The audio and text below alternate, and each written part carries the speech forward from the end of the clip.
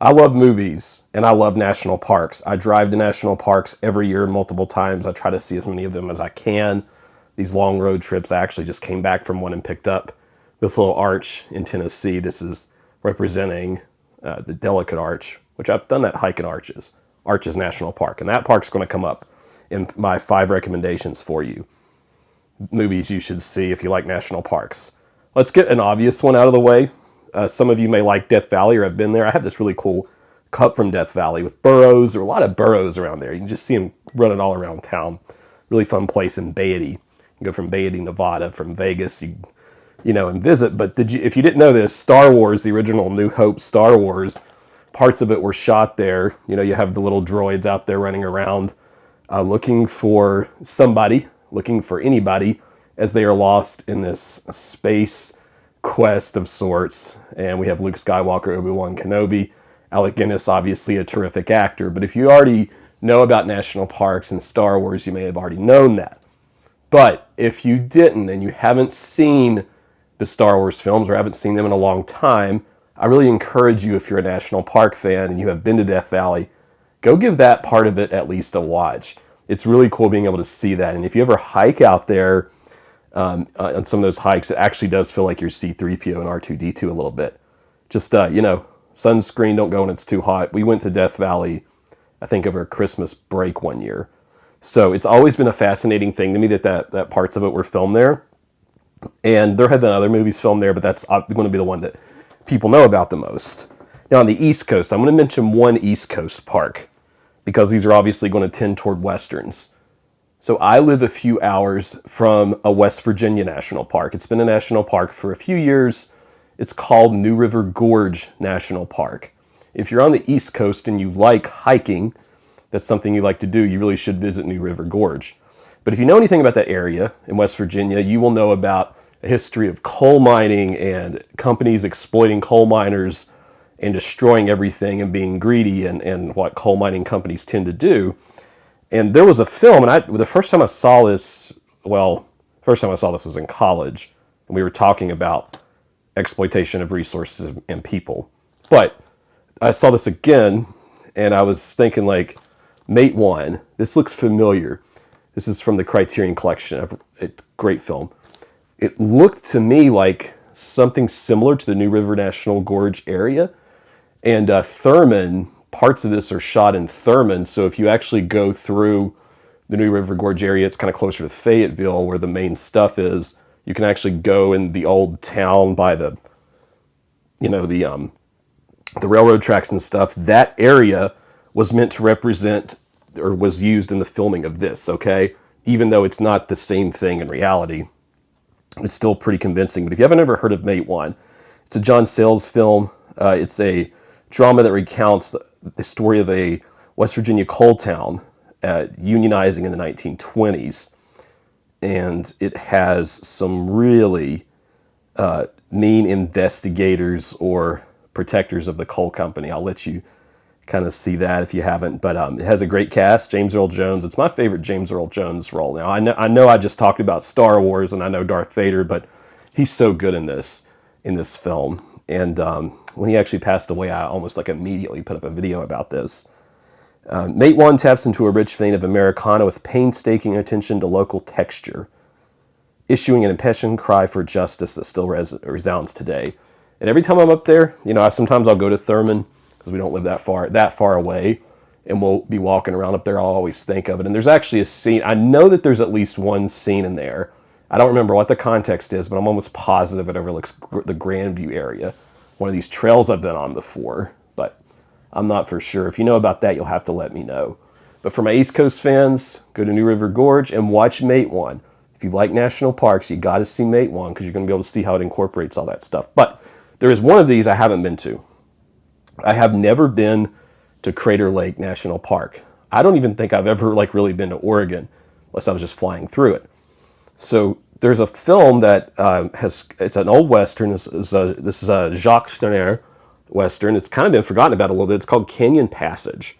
And some of this was shot in Crater Lake, and I mention that because it's one of the best parts of the film. It's a really beautiful, beautiful set of images. But Dana Andrews and Susan Hayward are the ones you might know the best if you're into classic cinema. So this is the guy that directed a few big films that cinema fans you're going to recognize. Out of the Past, you've probably heard of that. Cat People, and Criterion fans very recently, in addition to Cat People, we got I Walked with a Zombie. I've talked about that on this channel before. But this is a visually stunning actioner that combines all the elements of classic westerns, and it's got a few that talks about gunfights, barroom brawls, gambling, gold, everything like that. And romance, and among the pioneers, it says, of this Oregon Territory of the 1850s, this owner, this Pack Mule Express owner, Dana Andrews, and this light-fingered banker gambler, George Camrose, is in it. There's a fiance, there's a villain, a gunfighter who's also in Wichita, which is another good Western. And if you are into that particular area, you may like Canyon Passage just for the visuals alone. It's not as good as some of the other films I'm talking about here. Actually, my very first video I ever did on my channel, I talked about this. But it is worth noting because it has such a, like that particular film, when it does use that park, you'll be able to see and know what I'm talking about. It really makes good use of that area. But one that I think the national park like really sets the stage for the inciting event and all of the characterizations. Like, what if I just what if I just took a camera and I filmed a Western right in front of the Grand Tetons National Park? That sounds like a great movie, right?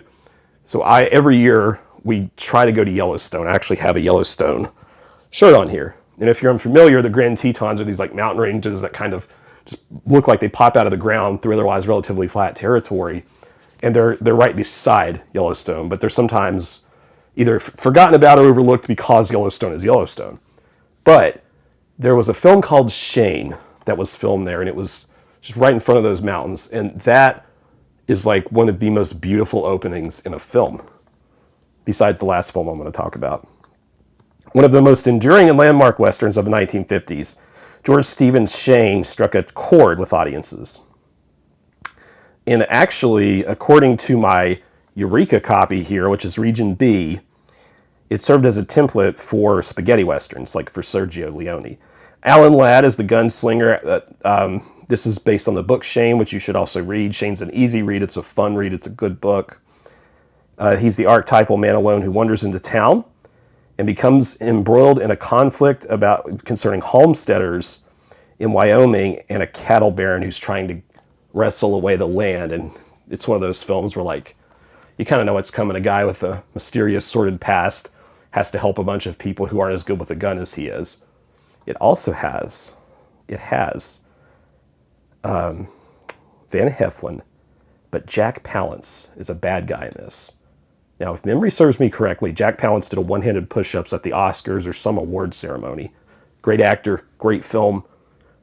I have had people on my channel that like it a little less and talk to me. They say, I just can't get into Shane.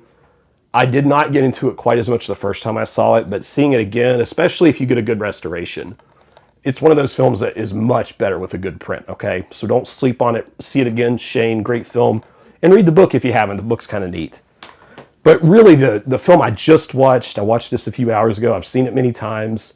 It's the film that's behind me, The Searchers. And I have a Blu-ray copy here. I'm holding out for that 4K. And the reason is I really want an awesome 4K. I want a big collector's edition that's excessively overproduced and priced, and I want to own it, like I do with some physical media collections. But I mentioned to you the arches at the beginning of the video. This is my little arch. Delicate Arch. Arches National Park. At the time, I do not think it was a national park when this was being filmed. It was probably a monument. But I have been through Arches. Arches is a great park. You've got to get there when it's not busy, but there are all these just different, I mean, it's not just arches, it's other rock features that protrude from the ground. It's a truly breathtaking experience, and in the film, parts of the film are shot in Arches, although the thing says it takes place in Texas. This is Utah territory, and some of it's shot in Monument Valley, which isn't technically a national park, but kind of, when people go to places like Arches and they go to Bryce Canyon and they go to all these different Utah parks, they will often stop through Monument Valley, which is an iconic John Ford location. But The Searchers is a film I hadn't seen it in a long time. I like it a little better every time I watch it. despite a couple of things I wish the film hadn't done. But it's an enormously complex film. It is just, there's so much to take in and so many character motivations to think through. But basically, John Wayne comes back with we use this term again, sordid past. We don't know everything he's done in the Civil War. And when he comes back to see his family, to do whatever he was planning on doing there is a war raid from a Native American tribe nearby, and then some folks get captured, and thus the searchers searching for those captured folks. And all of the parties in this act awful at times. There is so much hatred that goes back to, you can throw a lot of terms in there. You can throw in colonialism. You could think about Manifest Destiny. I really like saying, watch the film and then you can kind of decide how you feel about the motivations of the characters.